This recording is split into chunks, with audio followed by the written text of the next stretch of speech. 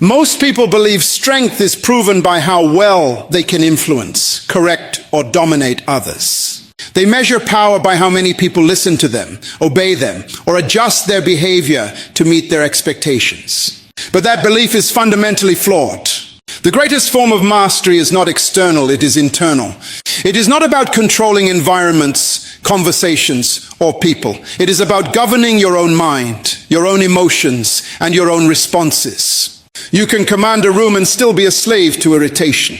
You can influence thousands and still be controlled by a single negative comment. That is not power. That is dependency disguised as authority.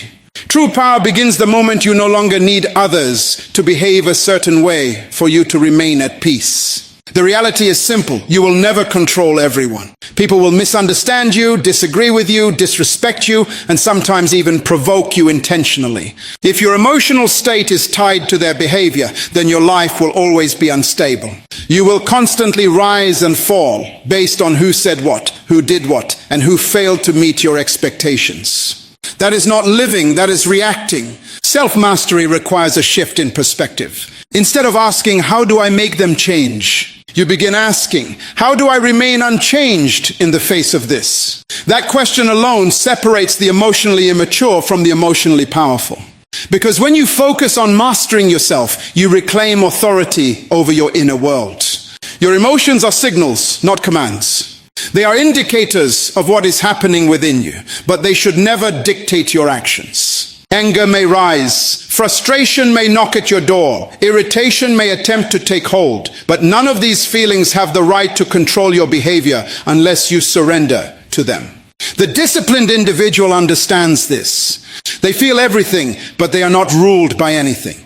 They have trained themselves to pause in moments where others would react instantly. And in that pause lies their power. Because when you pause, you create space between stimulus and response. And in that space, you get to choose who you will be. Many people skip that space. They react immediately, speak carelessly, and act impulsively. Later, they regret their words, their tone, their decisions. But by then, the damage is already done. Self-mastery teaches you to value that moment of pause more than the temporary satisfaction of reacting. You must also recognize that trying to control others is often rooted in insecurity. When you feel the need to correct every behavior, challenge every opinion, or respond to every offense, it reveals an internal instability. But when you are grounded, when you are secure in who you are, you do not feel threatened by every external action. You do not feel the need to prove yourself in every situation. There is a calm confidence in the person who has mastered themselves. They do not rush to respond. They do not get easily offended. They do not allow others to pull them into unnecessary conflicts. Not because they are passive, but because they are intentional. Self-mastery also requires emotional responsibility. You must stop blaming others for how you feel. No one can make you angry without your permission. They can trigger something, yes, but the reaction is yours. And once you accept that responsibility, you gain the ability to change it. This is where true freedom begins. When you no longer depend on others to act right for you to feel right, you become independent emotionally. Your peace is no longer fragile. It is no longer conditional. It becomes a constant, something you carry within you regardless of external circumstances. Understand this clearly. The world does not reward those who react. It rewards those who remain steady. In every environment, whether personal or professional, the person who maintains composure has the advantage. They think clearer, decide better, and lead stronger. So instead of investing your energy into controlling people, invest it into refining yourself. Strengthen your patience, sharpen your awareness, deepen your understanding. Because when you truly master yourself, you will realize something powerful. You no longer need to control anyone else. Most people believe that offense is something that happens to them automatically, as if it is an unavoidable reaction wired into their nature. But that belief is not only inaccurate, it is dangerous. Because the moment you think offense is automatic, you surrender your power to everyone around you. You begin to live at the mercy of other people's words, attitudes, and behaviors. And that is not strength, that is emotional dependency. The truth is, offense is always presented, but it is never imposed. It is an invitation, not a command. Someone may speak harshly to you, disrespect you, misunderstand you, or even try to provoke you, but none of these actions have the authority to control your internal state unless you grant them access. And that access is given through your agreement to be offended. Think about this carefully. Two people can experience the same situation, hear the same words, face the same insult, yet one walks away unbothered while the other carries anger for hours, days, or even years. The difference is not in what was said or done. The difference is in the decision each person made internally. One chose to absorb it, the other chose to release it. This means your emotional response is not controlled by external events, but by internal interpretation. What you tell yourself about what happened determines how you feel about it. If you interpret someone's behavior as a personal attack, you will feel offended. But if you interpret it as a reflection of their own limitations, their own immaturity, or their own lack of awareness, the emotional weight begins to disappear. You must come to a place where you refuse to internalize everything that is external. Not every comment deserves your attention. Not every opinion deserves your energy. Not every action deserves your reaction. Wisdom is knowing what to ignore. When you understand that offense is optional, you begin to operate from a position of control. You are no longer reacting instinctively, you are choosing deliberately. And this is where true emotional freedom begins. Because if you can choose not to be offended, then no one can manipulate your emotions. No one can push your buttons because you have removed the mechanism they rely on. It also requires humility and maturity to reach this level. Because sometimes the reason we get offended is not because of what was said, but because it touched something unresolved within us. Offense often reveals areas where we are insecure, defensive, or seeking validation. And instead of blaming others for triggering those feelings, a wise person uses those moments as opportunities for self-examination. Ask yourself, why did that bother me? Why did those words affect me so deeply? Is it truly about them, or is it about something within me that needs growth? When you begin to ask these questions, you shift from being a victim of your emotions to a student of your own behavior. Another powerful truth is this: when you choose offense, you carry a burden that the other person may not even be aware of. They move on, they continue their life, while you hold on to anger, replay conversations, and drain your own energy. In that sense, offense punishes you more than it affects them. So why carry what was never yours to begin with? You have the ability to filter what enters your spirit. You can hear something and decide it has no place within you. You can witness behavior and choose not to absorb it. This does not mean you accept disrespect or tolerate harmful actions. It means you respond with clarity instead of reacting with emotion. When you stop accepting offense, you become difficult to disturb. People may try to provoke you, but they will find no reaction to feed on. They may try to pull you into conflict, but you remain grounded. And over time, this consistency builds a reputation, not of weakness, but of unshakable strength. Because the person who cannot be easily offended cannot be easily controlled. And when you reach that level, you begin to experience a different kind of life. One where your peace is not dependent on others. Your emotions are not dictated by circumstances, and your energy is preserved for what truly matters. This is not about ignoring reality, it is about mastering it. It is about understanding that you always have a choice in how you respond, and choosing in a way that protects your peace, your clarity, and your purpose. Emotional discipline is one of the most misunderstood strengths a person can develop, because many people confuse it with suppression. They believe that to be emotionally disciplined means to ignore feelings, to bury reactions, or to pretend nothing affects them. But that is not discipline, that is avoidance, and avoidance always has consequences. True emotional discipline is not about denying what you feel. It is about understanding it, managing it, and choosing how it is expressed. Every emotion you experience carries energy. Anger, frustration, irritation, these are not inherently wrong. They are signals. They are internal messages alerting you to something that requires attention. However, the problem is not the emotion itself. The problem is what you do with it. Undisciplined emotions demand immediate expression. Disciplined emotions go through a process of evaluation before they are released. When you lack emotional discipline, you become reactive. Reaction is automatic. It is fast, unfiltered, and often regrettable. It gives control of your behavior to the situation or the person in front of you.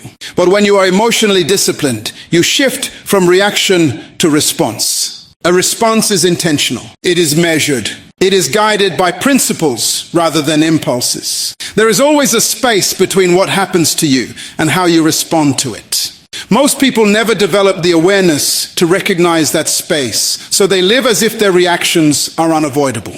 But that space is where your power exists. Emotional discipline is the ability to expand that space, to pause, to think, and to choose wisely instead of reacting blindly. Consider how often people say things they later regret simply because they allowed a moment of anger to control them. Words spoken in emotional haste cannot be taken back. Actions driven by uncontrolled feelings often create consequences that last far longer than the emotion itself. Emotional discipline protects you from becoming a prisoner of temporary feelings that can produce permanent damage. It also gives you clarity. When emotions are high, judgment becomes clouded. You begin to interpret situations through the lens of intensity rather than truths. You assume intentions, you exaggerate problems, and you make decisions that are not aligned with your long-term goals. But when you are emotionally disciplined, you create enough distance from the situation to see it accurately.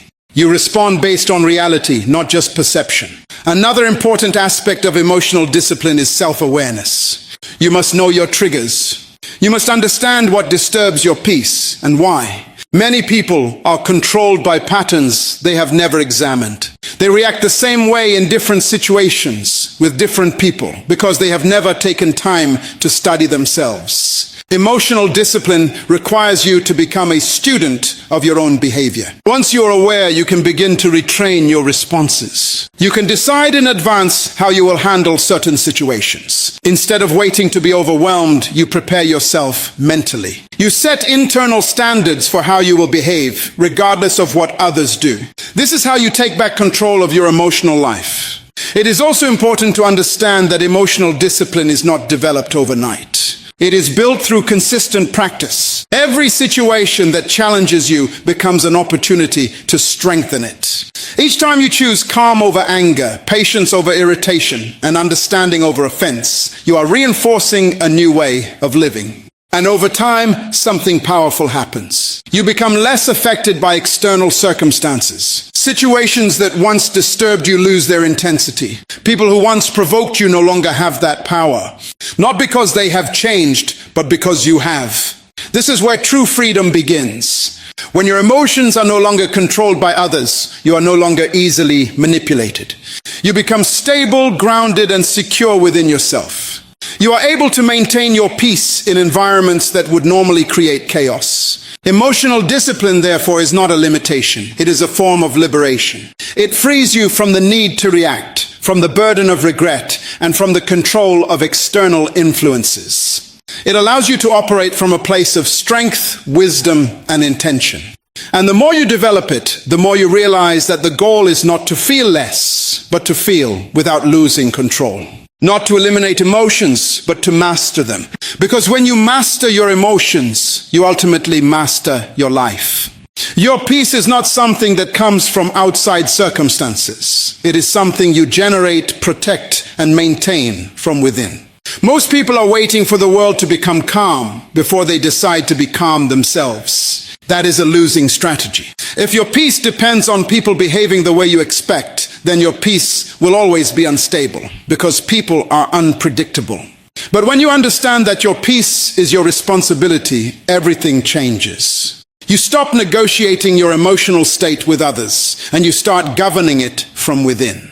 Every time you say they made me angry or they ruined my mood, you are unknowingly giving away your authority. No one has that kind of power unless you hand it to them. What people do is present a stimulus, but your reaction is your decision. Between what happens to you and how you respond, there is a space, and in that space lies your power. If you do not take control of that space, your emotions will always be at the mercy of external forces. You must train yourself to pause. Not every action deserves a reaction, and not every comment deserves your energy. The ability to remain unbothered is not a sign that you are ignoring reality. It is a sign that you have mastered your internal world. When you pause, you give yourself time to evaluate. Is this worth my peace? Is this situation important enough for me to lose my composure? Most of the time, the answer is no, but people react anyway because they have not developed emotional discipline. Protecting your peace requires intentional boundaries, not just with others, but with your own thoughts. Sometimes it is not even people disturbing you. It is the way you replay situations in your mind. You revisit conversations, imagine arguments, and create emotional reactions long after the moment has passed. That is self-inflicted disturbance. A disciplined mind knows how to let things go. It understands that holding on to negativity does not punish the other person. It only drains you. You must also accept that you cannot control how people treat you, but you can control what you tolerate and how you interpret it. When someone disrespects you, it reveals something about their character, not your worth. When someone misunderstands you, it reflects their perception, not your identity. Once you internalize this, you stop taking things personally. And when you stop taking things personally, you stop giving situations the power to disturb you. Peace is maintained through perspective. When you begin to see life from a higher level of understanding, small things lose their ability to affect you. What once triggered you now seems insignificant. What once angered you now becomes something you can overlook. This is growth. It is not that situations have changed. It is that you have changed. There is also strength in silence. You do not need to respond to everything to prove a point. Many battles are won by simply refusing to engage. When you argue with negativity, you give it energy. When you remain silent, you deny it influence. Silence is not weakness. It is controlled power. It is the decision to rise above unnecessary conflict. Taking responsibility for your peace also means choosing your environment wisely. If you constantly surround yourself with chaos, negativity, and drama, maintaining peace will be difficult. But when you intentionally place yourself in environments that promote clarity, growth, and stability, protecting your peace becomes natural. You are not meant to endure constant disturbance. You are meant to cultivate stability. At the highest level, peace becomes a lifestyle, not a reaction. It is no longer something you struggle to maintain. It becomes your default state. You walk into situations already grounded. You face challenges already centered. And because of that, nothing easily moves you. When you truly understand that your peace is your responsibility, you stop blaming others for how you feel. You stop expecting the world to adjust itself for your comfort. Instead, you rise to a level where your inner stability is independent of external conditions. And that is where real freedom begins, when your peace is no longer something that can be taken, but something that is firmly established within you. People do not act randomly. They act from what they know, what they have experienced, and what they have become. Every word they speak and every action they take is a reflection of their internal world.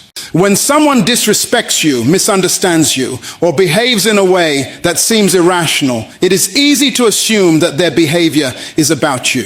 But in reality, it is often a revelation of their level of awareness, not a definition of your worth. A person who has never learned emotional control will express frustration through anger. A person who has been hurt deeply but never healed may project that pain onto others. Someone who lacks understanding will often misinterpret intentions, react prematurely, and create conflict where none was intended.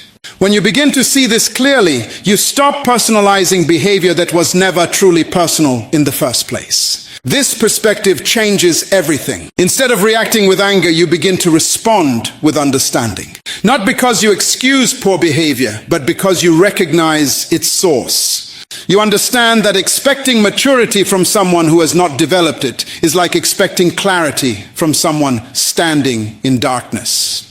They are not withholding it from you. They simply do not possess it yet. This realization protects your peace. Because once you understand that people can only give what they have, you stop demanding from them what they are incapable of providing.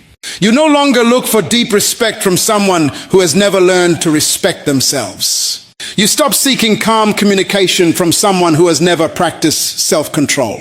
And in doing so, you free yourself from constant disappointment. It also shifts your reactions. Instead of becoming offended, you become observant. Instead of escalating situations, you create space. You realize that reacting emotionally to someone's limitations only pulls you down to the same level of confusion they are operating from. But maintaining your composure elevates you above the situation. This does not mean you tolerate everything. Understanding someone's level of awareness does not mean you accept harmful behavior. It means you respond wisely instead of reacting emotionally. You set boundaries without anger. You walk away without bitterness. You protect your peace without needing to prove a point. There is a difference between being affected by people and being aware of them.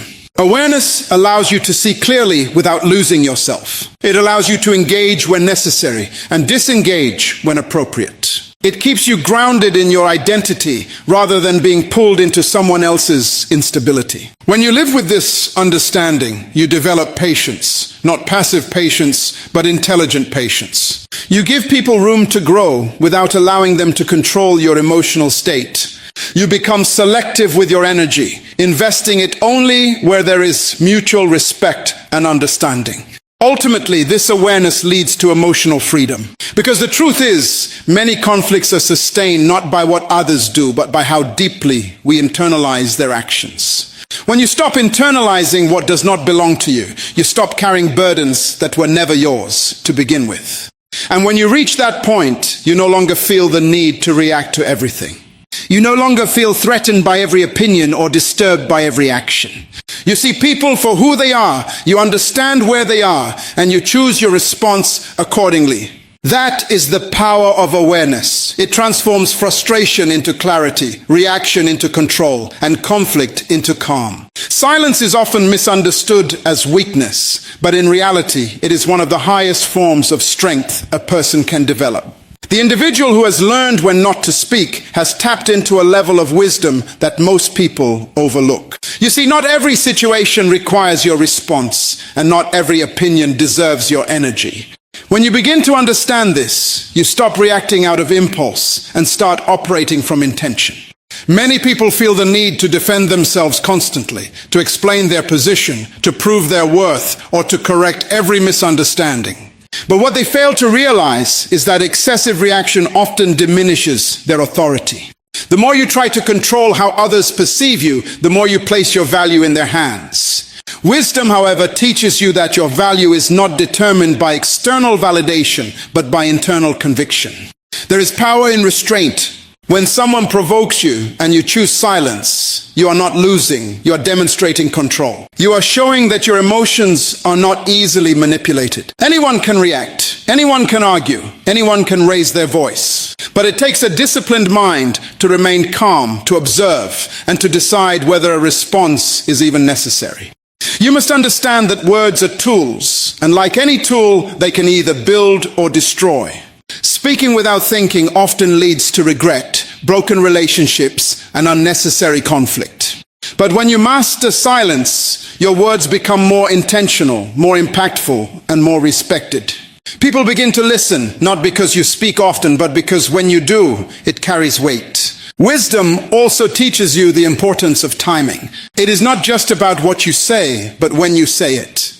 A wise person knows that even the right words spoken at the wrong time can create the wrong outcome.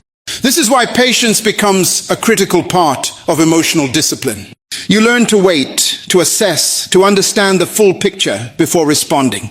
And in many cases, you discover that what seemed important in the moment loses its significance with time. Another dimension of silence is observation. When you are not busy reacting, you are able to see clearly. You begin to notice patterns in people's behavior, the motives behind their words, and the intentions behind their actions. This awareness gives you an advantage because you are no longer caught in the chaos, you are studying it. And when you understand something, you are less likely to be controlled by it.